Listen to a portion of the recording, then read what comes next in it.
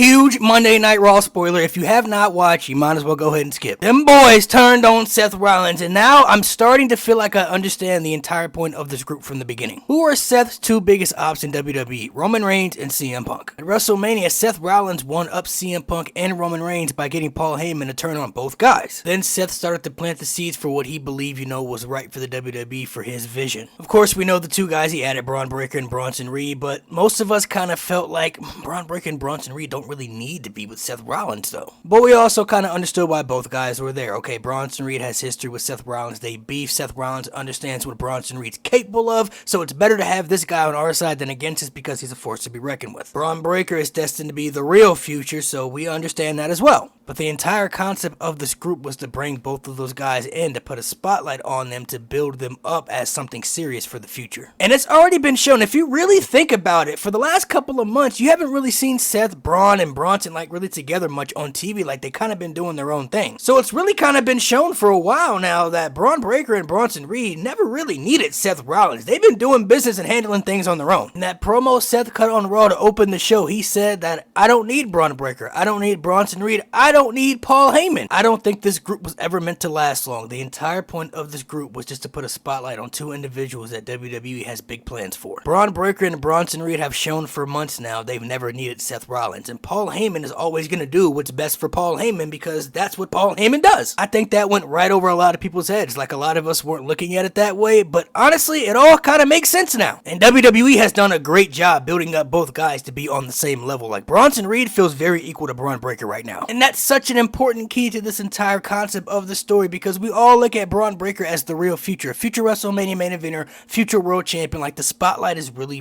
on him, but they've done a good job building up Bronson Reed to feel at least on the same level where you look at him as a future world champion. And honestly, he will be a future world champion.